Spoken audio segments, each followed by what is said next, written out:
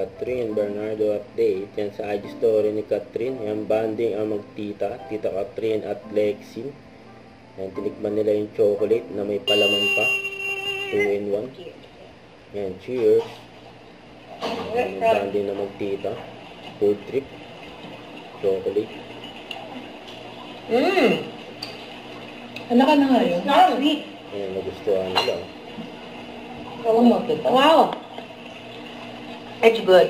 Sarap, oh. Wow. I like it. Yeah. Naparaming tayo nila ng chocolate. Na may palaman. Biglang tumasok Good. energy ng Goodie. dalawa eh. Sasayaw pa nga yung dalawa. Catherine and Lexi.